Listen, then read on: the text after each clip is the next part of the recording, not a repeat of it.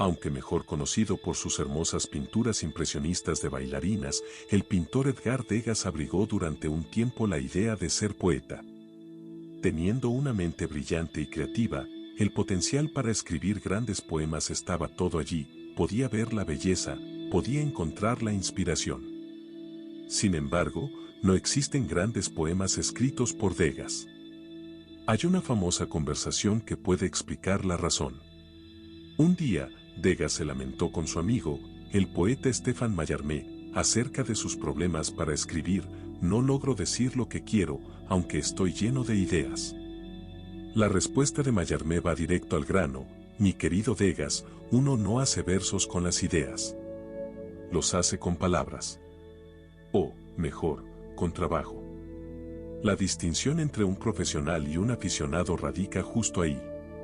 Se da cuando uno acepta que tener una idea no es suficiente, que todavía debe trabajar hasta que sea capaz de recrear efectivamente la experiencia, mediante palabras, sobre la página.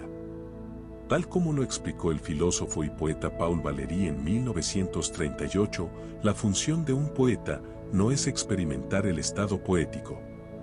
Eso es un asunto privado. Su función es crearlo en los demás.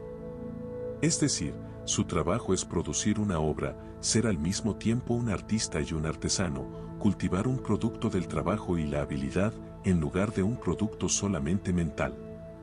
Ahí es donde las abstracciones se encuentran con lo real, donde cambiamos el pensar, pensar y pensar, y hablar, hablar y hablar, por trabajar, trabajar y trabajar. Uno no puede construir una reputación acerca de lo que va a hacer, dijo Henry Ford. La escultora Nina Houlton inspiró una nota similar en el clásico estudio sobre la creatividad del psicólogo Mihaly Csikszentmihalyi. Ese germen de una idea, le dijo Houlton, no produce una escultura que se eleve en el aire. Solo se queda ahí. Así que el siguiente paso, desde luego, es el trabajo duro. El inversionista y empresario Ben Horowitz lo plantea con más franqueza: lo difícil no es establecer una meta grande, complicada y audaz. Lo difícil es despedir a la gente cuando no alcanzas tu objetivo. Lo difícil no es soñar en grande. Lo difícil es despertarse en medio de la noche, bañado en sudor frío, cuando el sueño se convierte en pesadilla. Claro, usted lo entiende. Sabe que en algún momento va a tener que trabajar y que ese trabajo tal vez sea difícil.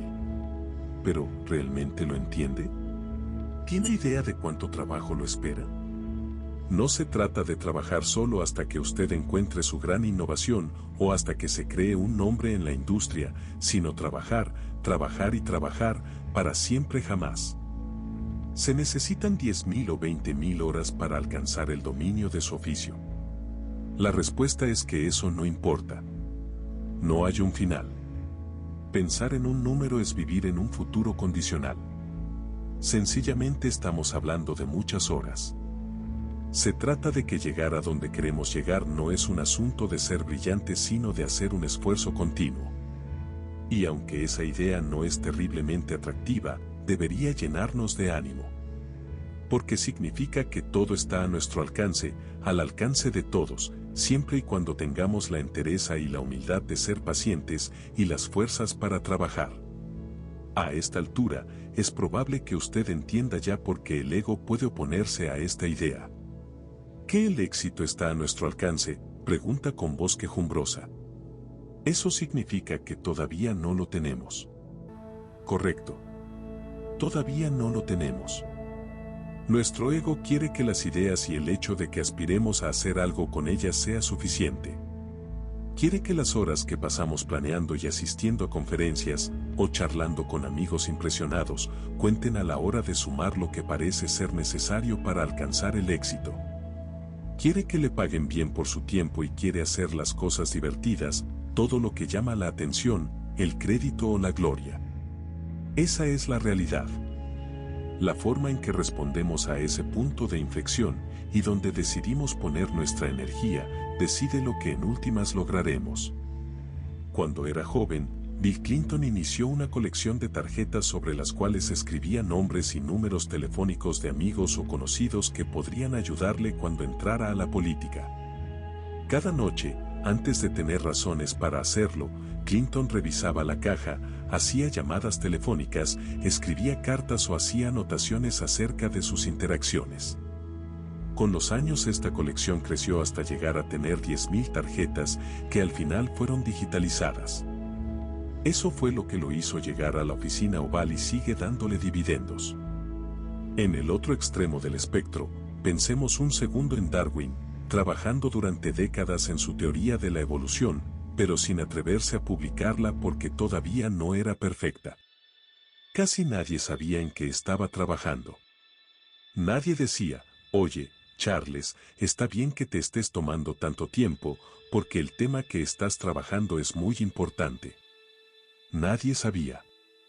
Él mismo no podía saberlo. Darwin solo sabía que era algo que estaba por hacerse, que podía ser mejor y eso era suficiente para mantenerlo trabajando.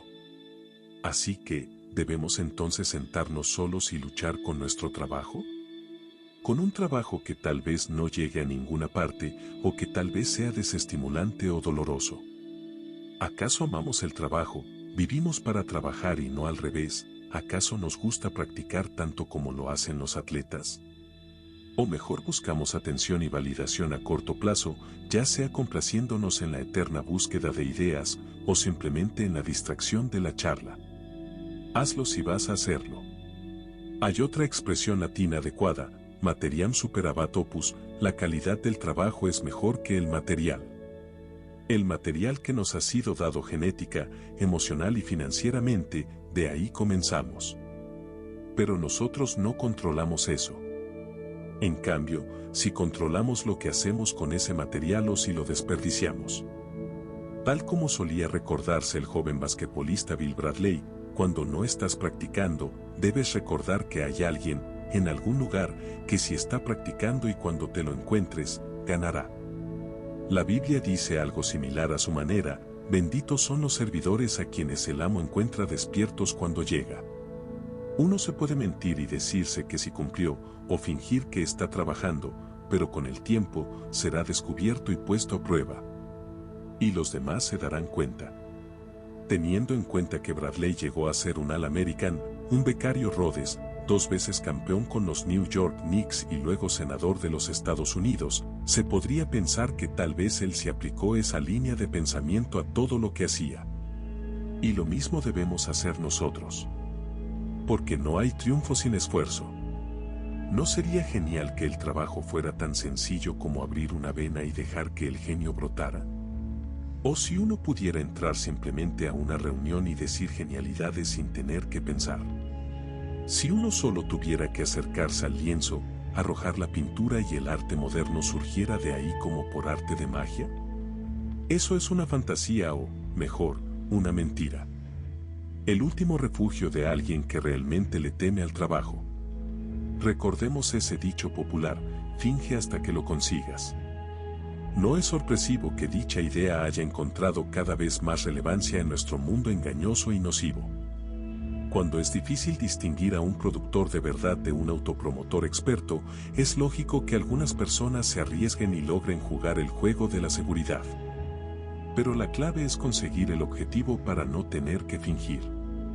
¿Pueden imaginarse a un médico tratando de hacer otra cosa? ¿O a un jugador de fútbol, o a un montador de toros? ¿Quisiera usted que todo el mundo fingiera? Entonces, ¿por qué querer intentarlo? Cada vez que se siente a trabajar, recuérdese, estoy retrasando la gratificación mientras hago esto. Estoy pasando la prueba del malvavisco. Estoy ganándome lo que desea mi ambición. Estoy haciendo una inversión en mí mismo y no en mi ego. Dese un poco de crédito por esa decisión, pero no demasiado, porque tiene que volver sobre la tarea y practicar, trabajar y mejorar. Trabajo es bajar a la pista a entrenar cuando el clima mantiene a todo el mundo bajo techo. Trabajo es navegar con paciencia la horrible etapa de los primeros borradores y los prototipos. Es hacer caso omiso de los aplausos que los demás están recibiendo y, más importante aún, de los aplausos que usted mismo pueda estar recibiendo. Porque hay trabajo que hacer. El trabajo no quiere ser bueno. Somos nosotros los que lo volvemos bueno, a pesar de tener el viento en contra. Hay otra vieja expresión: se conoce al trabajador por los rastros que deja. Es verdad, para juzgar adecuadamente su progreso, solo mire el piso.